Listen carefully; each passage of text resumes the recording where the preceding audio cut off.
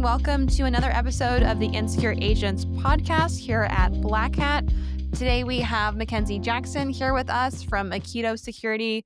He is a developer advocate and security researcher there. Mackenzie, would you like to introduce yourself? Yeah, well, you did such a great job. I don't have much more to say, but yeah, I'm Mackenzie, security researcher, advocate, as you said. I'm working with Aikido. I'm passionate about code security and discovering vulnerabilities, finding malware, all kinds of fun stuff.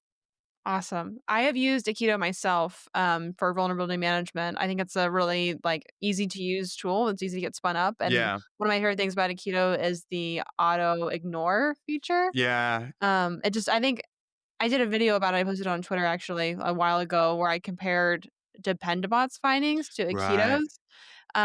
And Aikido was able to remove like half of the vulnerabilities that Dependabot found. So what that translates to is half the work for a security team to go in there and patch vulnerabilities for something like, SOC 2, which they have to do. Yeah, It's mandatory. for sure. And I think it kind of comes back to how Aikido was created and founded. Like our CEO Willem, this is his fourth SaaS company. He's done 3 exits. He's always been the CTO, always been the technical founder, and like this is just what he's always had to deal with. And so when he built a product for security, it was kind of like, I need to build something because the noise is just too crazy, and developers hate doing that. And like with the findings, what Aikido's superpower, I always say, what we're really passionate about is making sure that when we give someone an alert, we've as much as possible validated that it's a real alert. So that means like going to your dependencies conversation. It's like, okay, you're using a vulnerable dependency. Are you using it in production? And also, are you using the function that makes that vulnerable? Going Mhm. through those steps. And then if not, then it's not reachable. It's not a target. So move on. And I think that kind of shines through in everything that we do. We're like very, very passionate about uh, making sure we get those false positives down. Amazing. I saw that the announcement from Claude Code, Hmm. I think was yesterday or last night, something about they are going to offer vulnerability scanning as a part of Claude Code now. There was some reaction, I think, from the community where a few people were like, "Oh, what does this mean for vulnerability scanners? Are they just kind of like dead in the water now that this is part of um, innately offered within like a coding agent?"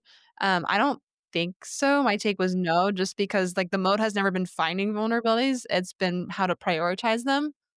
This is yeah. What you say is so true, and I say this a lot too. Is yeah, finding vulnerabilities isn't the challenge anymore. It used to be. Mhm. It used to be, but now we pretty much know about all the vulnerabilities. The steps after that is then saying, okay, is this actually vulnerable and reachable, and can you target?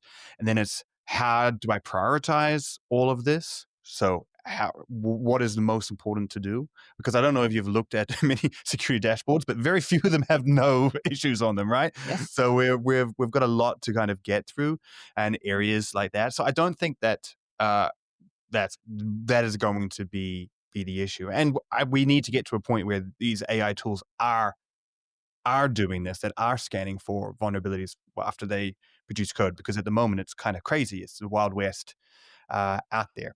The other thing that I would say though is when it comes to these AI tools generating code, they're often they're not generating the entire application, Yep. right? And there's tools that claim that they can do that, but we were talking about Claude Code and stuff. You're getting it to perform a task. You're getting its agent to perform a task, write some code in specific areas for you.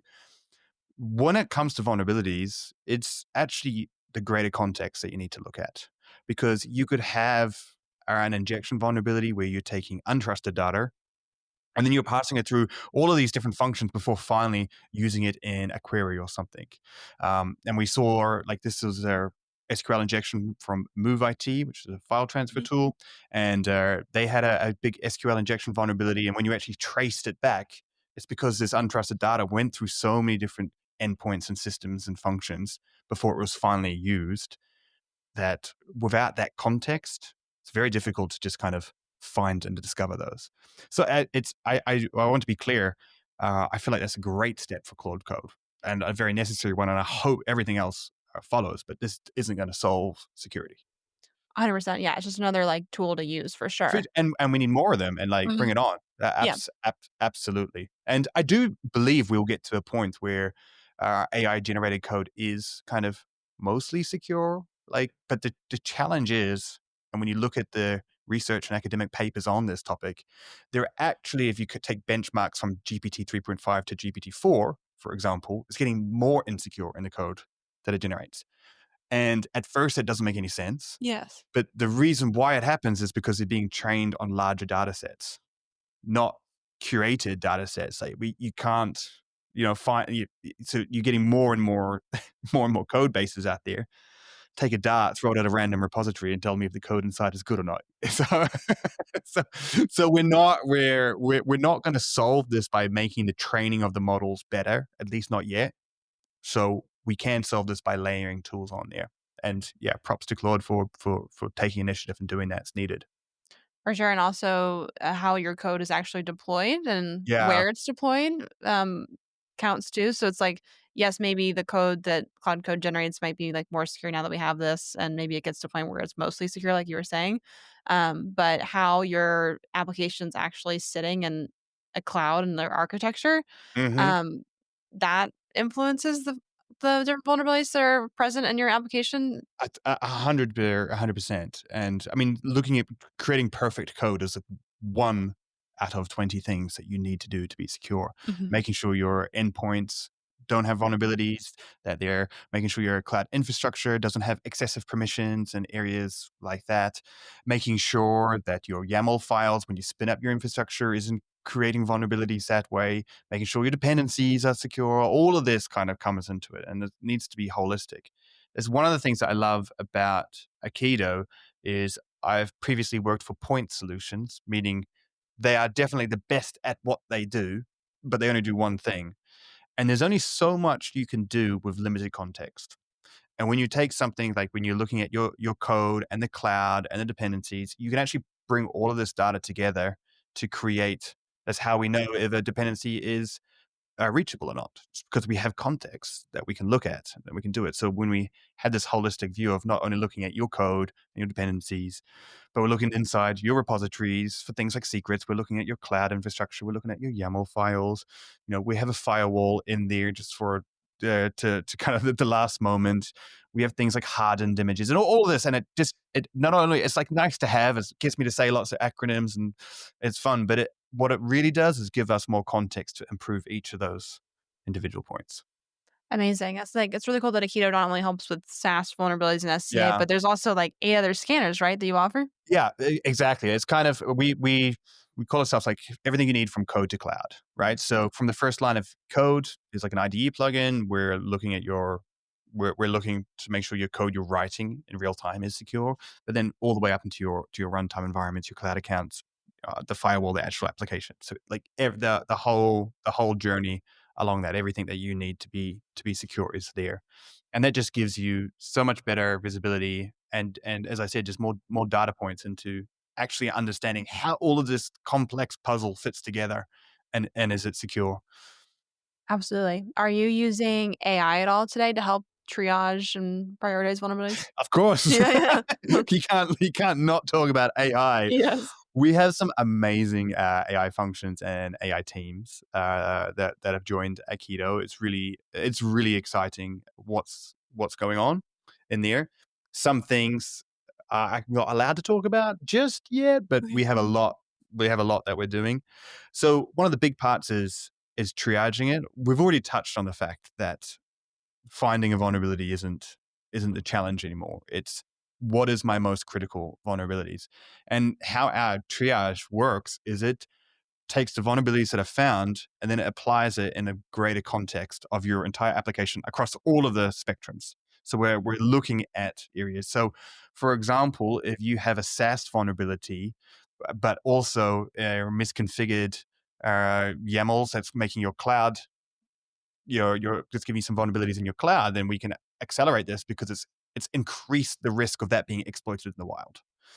So areas like that where we can, because we look at the whole context, our auto triage really can be very powerful and making sure that not only are you dealing with what's critical, but you're actually dealing with what's critical and what's exploitable right now in this moment, Mhm. and dealing with that. And we also have a whole bunch of really cool features like auto fix, Yes. where if you actually find a SaaS vulnerability, we can fix it for you. And we do this in like a very cool way where we create a sandbox from the code and then run it through multiple simulations and ensure that what we're suggesting is secure as well. Like, so there's lots of cool stuff happening. And yeah, we're also slowly moving into that. Well, not slowly, very quickly moving into code quality.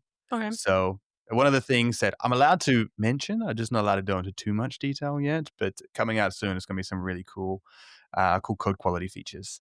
So not only just making sure that you're secure, but making sure it's efficient, that you're following good standards, good coding practices, that it's readable, all of these things, which are really important when everyone's using different AI models as well. Yes, Mhm. 100%. Oh, thanks for Yeah. sharing that with us and our audience. Appreciate that. That's really exciting. And I think I noticed that too when I use different coding tools and kind of hodgepodge between like my code, the model's code, and getting it to be seamless and readable and work together. There's just different coding styles at Yeah. play. Yeah. And Yeah, so the code definitely. gets really gross. We're Yeah. getting people called like AI slop. Yeah, AI Yeah. slop. Yeah. And, yeah, the way AI codes too is it's like layered. Like you get it to do something and then it doesn't work or it throws an error, so you get it to do much. And then like the actual code that you often end up with is gigantic Mm. because it's just kind of like keeps adding more Yes. until it like finally and then what could have been so much more efficient is actually just gigantic monolith of code that no one could ever like comprehend or understand because there's just so much going on. So much going on. It's like Yeah. just gonna blow out the context window. Yeah, It's like yeah. not even AI can understand it. Yeah. It was like when you first start coding. Well, when I first started coding, this is gonna be one of those like I'm so old moments. But it wasn't AI, it was Stack Overflow, and you'd just copy and paste from Stack Overflow, and you'd like just copy this chunk of code that you had no idea what it did, but it worked. So you just kind of like put it in there. Mhm. Not that I ever did that. Yeah. Not no. I want to be sure I definitely wouldn't do that now. Yeah. But Yeah. when you're starting out, you try to get something to work. That's the same with AI. You just copy this 100%. great chunk and you just put it in there, and it's like I don't know what it does, but it works. Yeah. It's the Yeah. same thing we used to have with Stack Overflow all the time. You go to Stack Overflow, I mean, is the website still, like, alive? Like, I don't know. I hope it's alive and well. I used it all the time. Yeah. It's still there. Okay. They're they're going through some transitions. We'll have to see. Their business model, I don't think will survive the revolution in the same way, AI revolution. I think they're going to, but they've also been involved in helping train AI models in other Oh, areas. So there's definitely some pivoting going on in there, and it will be interesting to see if it yeah. does still remain really relevant. I think it will have to go through a change, but yeah, it was such a lifesaver. I don't think I would have gone through uni without Stack Overflow. It was like a lifesaver, but it was also character building. Like, I Yeah, remember, yeah, you would, like, post something or someone would post something, and then, like, some, I don't know, really senior engineer or somebody that was totally smart enough and was, valid and saying whatever they said, but they would make you feel dumb for having asked the question, and, like, AI doesn't do that. I feel like there's all these junior developers out there that are missing out on that experience. Not that maybe they need to, but AI is way too positive most of the yeah, time. yeah. Yeah, this is a great idea It's for just some like code. it blazes you up, but it's like, Yeah, "Yeah, like, this is a good idea, but here's what I was thinking." yeah. We're gonna have a whole bunch of Yeah, very, very propped up junior developers coming yeah, out of yeah, unless I don't know, maybe you connect it to, like, Grok or something, and, like, get unhinged mode or it. yeah, Yeah, okay, yeah. I don't know. Yeah, or you could get, on, like, the GPT marketplace and things, you can, like, buy or not just use different models, like, one of the specifically, like, so that GPT isn't so polite and can actually be, somewhat honest. Oh, interesting, Yeah, yeah. yeah. So I'm sure you see tons of different code samples from the developers that you help secure through Aikido, all your customers. What's something you've seen that surprised you lately? I've always been surprised at the amount of SQL injection and other type injection vulnerabilities that we still see. And so we did some research, and if we kind of take some related vulnerabilities like SQL injection, no SQL injection, command injection, path traversals, those types of things, um, which have been around since the internet. Uh, we still see that this makes up around about 15% of all the vulnerabilities that we're finding. And why I find that so shocking is like in particular with SQL injection, which makes up for around about 7.5% of all vulnerabilities that we're finding, is that the solution to it is so well known, it hasn't really changed. Just kind of prepared statements, parameterizing your queries. And we're still struggling with even these basic things. And it's important to note too that these AI models are being trained on code that uses all that as well. So it keeps slipping in. So I'm always a little bit surprised at that, and I think that it just kind of it just comes down to the fact of I think people misunderstanding the vulnerabilities and when people think about SQL injection, I think they typically think that it's going to be something like really really simple, like you have a login page that you can use. But actually, as I touched on before, it's kind of when you go through all these motions and you lose track of where your untrusted data is Mhm. and where it's being introduced, and they kind of keeps popping up. So that's kind of something that uh, that surprises me a little bit. That it's we're not kind of like seeing a vulnerability, figuring out how to solve it, and then never seeing it again. We're just kind of like we're finding more stuff. There's new categories of vulnerabilities, and we're still struggling so much with the old stuff. Yeah, I think that's, sort of a general theme I've seen lately of, like, whatever problem you're struggling with, AI is just gonna amplify that and make it Yeah. worse. Yeah, definitely. Well, and, like, if nothing else, like, we it's going to increase, Mhm. right? So, the output is just, like, through the roof at the Yes. moment and what people are doing and the applications that are being spun up at record times. That also means that, your the amount of vulnerabilities and everything that you have is going to be spinning up, in equal measures. So, it's gonna get harder and harder to kind of look at these dashboards and actually even figure out what to do. That's why remediation and prioritization and removal of false positives is so important now more than ever because once upon a time it was manageable to have a few false positives come through, right? And you could tune it so that you have a manageable amount. Now it's kind of we really need everything to be pretty on point if we've got any hope of actually dealing with what's important. Absolutely, and I work with a lot of small startups as part of the work that I do as a, like, VCISO for startups, and these small teams just do not have the bandwidth to manage No, this giant no, backlog. no, absolutely not. Yeah, and anyone that's been in those small teams too, you're just dealing with so much stuff to kind of go through, and not even understanding it. And the challenge with security too is that even if you do everything perfect, you can still be vulnerable to different 100%. things, like with your dependencies or with other areas. So it's a continuous struggle, and it's not something that you can do once and go, oh, I checked my code, it's Mhm. all good. Like, off we go. Happy Yes. days. Don't need to do this again. Yeah, no, I'm not gonna check it for a few Not gonna months, check yeah. that, it's something that you constantly need to do, even if you haven't changed anything. Mhm. Unfortunately, new vulnerabilities could be introduced. Oh, absolutely. Yeah, new vulnerabilities get found all the time in dependencies, and also LLMs change as people interact with them, not with different code deploys. And like you were mentioning Yeah. before, with the maybe the SQL injections are kind of surprising. But I think with agentic systems now, we're connecting our databases to all sorts of different MCP tools, Yeah. agents. I mean, who is writing the queries and what's writing the queries just become exponential. Yeah, So, like having absolutely. eyes into that, Yeah, super important. definitely. So tell me a little bit more about the research you're doing at Aikido that's powering all of the features that you have. Yeah, we got a really cool research team too. A lot of our research is kind of it's dual in the sense that it's kind of uses scanners, LLMs, but also kind of very experienced security researchers as well. And we do a lot. We have a database called Intel, which is where we find vulnerabilities that have never been disclosed, so they don't have CVE numbers, to use the technical terms attached to them, but still have big vulnerabilities. And we've found thousands of projects and very big projects that have a lot of dependencies that have security vulnerabilities that have been fixed or patched but never disclosed. So people using lower versions don't know. But the big research that we do is a lot of malware discovery. So we actually scan every single package on npm and pypy and some other places for malware that's sitting in there. With in June alone, we found 4,000 malicious package versions Wow. just on npm and pypy mostly.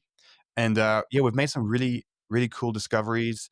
There's a cryptocurrency called Ripple. It's one of the largest cryptocurrencies in the world. We discovered that was actually had a backdoor in it in the official SDK. Someone had managed to compromise a developer's account, sneak in some malware that stole everyone's wallet keys, which could have been really catastrophic, particularly because this SDK was being used by kind of a lot of the and all of the big exchanges. So could have had a pretty catastrophic effect from that, and a lot of other kind of like malicious packages that we've found. We have a fun story of when we kind of were watching Lazarus, which is a North Korean hacking APT. They were kind of creating malware and putting it on npm, and we were kind of spying on them as they're doing it because they didn't realize that we were actually watching watching them upload these new versions of their malware Oh in my real time. gosh. So it's been pretty fun of what we've been doing at the Aikido research team. Oh my gosh, yeah, that's amazing. Is there anything else that, you're working on in Aikido that's exciting to you right now? There's so much that we're working on at Yeah. Aikido that I think is really exciting. I kind of briefly mentioned a little bit of the code quality stuff that Yeah. I'm allowed to say, but not really allowed to say. That's going to be really really cool. And yeah, there's some other things that I can't mention Okay. That's that are okay. gonna be fantastic. But yeah, we're really excited. And what's been great at Aikido is we've actually had some teams come join the company that have been doing really amazing research, really cool, groundbreaking things, particularly in the space of AI and security. And we've been integrating with them, and there's going to be some very exciting developments coming on in the future. I just can't quite get there yet. When are they gonna be announced, or how can we follow and Well, say code quality is coming out soon, okay. so you'll be able to see that. And then you're just gonna have to you're gonna have to. I'm gonna be a good boy. Okay. I'm gonna stick to my lines of Mackenzie. Don't say anything. So you're just gonna have to hold on, but they Yes. will come out, and there'll be very exciting things coming out in the future. I bet, that's amazing. I think of one other differentiator for Aikido too that I've noticed is you meet developers where they are, Yeah, especially with, like, the cursor integration, being able to scan code at the time of vibe, so to say, or as when yeah. it's generated.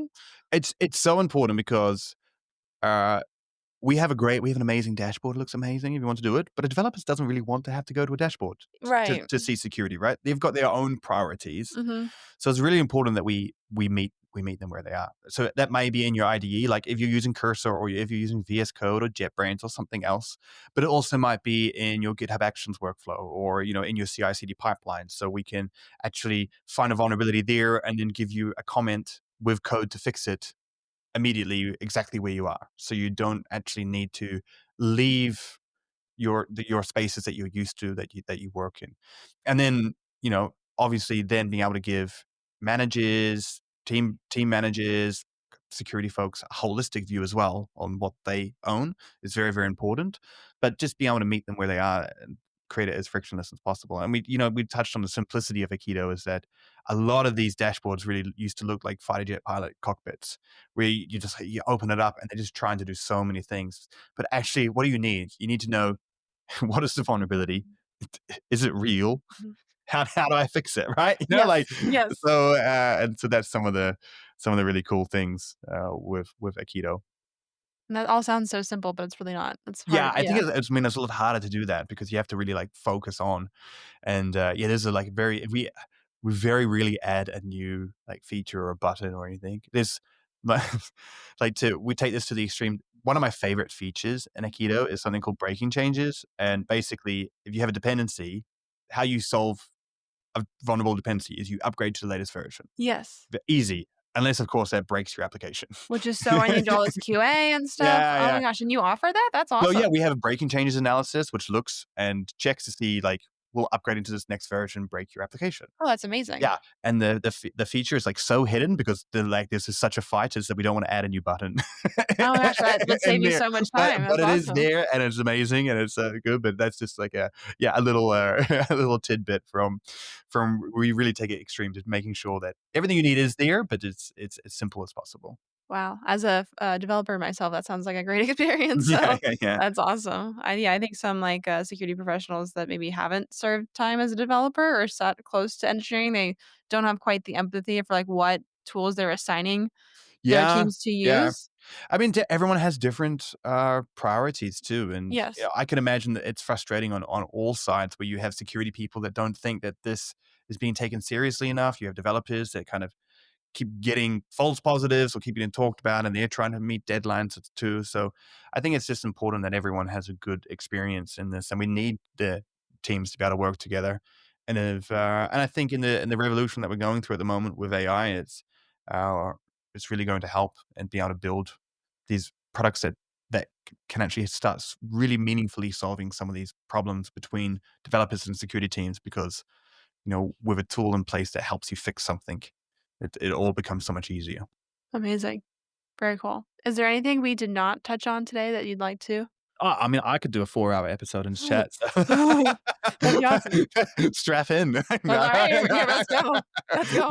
No. I think, but yeah, check out Aikido and what it's doing, and I mean, that will kind of do a better job than me chatting about it for a while. Awesome. Yeah, it's free to try. Yeah. There was going back to our CEO, they had a couple of requirements in the company, and one was that you have to be able to try the product for free with like no credit cards, and you have to be able to buy it without talking to a salesperson. So Love it. we have plenty of salespeople, so and they'll chat to you endlessly, I promise. Yeah, that's But good. but there's just kind of like it has to be an option where you can just bypass that and just go, I just want to start. Yes. 100%. Well, amazing. Thank you so much for coming out today. Really appreciate that. It was Mackenzie Jackson, everybody, from Aikido Security Developer Experience and Security Researcher there. That wraps up this episode of Insecure Agents Podcast. We'll see you all next time. Cool. Thanks so much for having me.